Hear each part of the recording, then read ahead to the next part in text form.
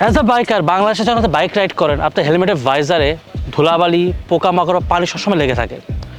আমরা ম্যাক্সিমাম সময় যেটা করি, টিস্যু পেপার দিয়ে পানি দিয়ে এই ভাইজারটা ক্লিন করার চেষ্টা করি, হুইচ ইজ নট গুড।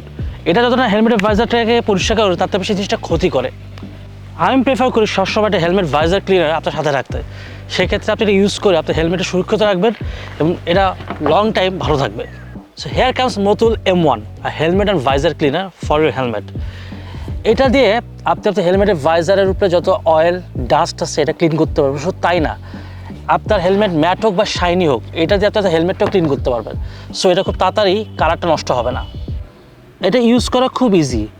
আপনি ডিস্টেন্স থেকে 2 থেকে 3 বার আপনার ভাইজার উপরে স্প্রে করবেন এবং তারপর কিছুক্ষণ রাখার পরে একটা মাইক্রোফাইবার দিয়ে আপনি হেলমেটের ভাইজার এবং পুরো হেলমেটটা ক্লিন করে ফেলবেন। আপনি শুধু হেলমেটের ভাইজার না, আপনি এই প্রোডাক্টটা ইউজ করে আপনার হেলমেটের যে এক্সটেরিয়ার প্লেসেসগুলো আছে ওটাও ক্লিন করতে পারবেন। হোক আপনার হেলমেটটা ম্যাট কালার অথবা গ্লসি কালার, সবসময় এটা আপনার হেলমেটকে ক্লিন রাখবে এবং of course it will look good on the picture. Motul M1 helmet and visor cleaner সকল বাইকার জন্য প্রেফারেবল। বেসিক্যালি যেসব biker day to day ride করেন তারা এটা এভরিডে ইউজ করতে পারবেন, এবং যারা রাইড শেয়ারিং করেন তারা প্রায় ঢাকা সিটিতে দেখা যায় 100 থেকে 150 কিলো রাইড করে থাকে পার ডে। তাদের হেলমেট এবং তাদের পিলিয়নের হেলমেটটাও এটা দিয়ে ক্লিন করতে পারবেন।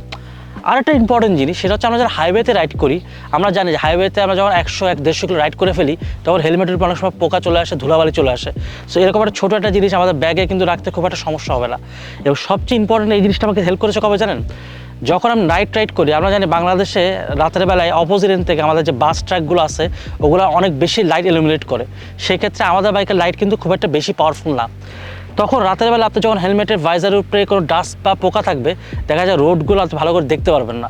এবং আমি সবাইকে সাজেস্ট করবো যে যারা বেশি নাইটে বাইক রাইড করেন তারা যেন একটা ভাইজার ক্লিনার সবসময় আপনার সাথে রাখবেন, সো দ্যাট আপনি সবসময় হেলমেটটা ক্লিন রাখতে পারবেন এবং রাস্তার উপর ভিজিবিলিটিটা 100% পাবেন। সো আপনারা বলবেন যে ভাইয়া একটা হেলমেটের সাথে কেন 600 থেকে 700 টাকা একটা প্রোডাক্ট আমি কিনবো? Well, here it is.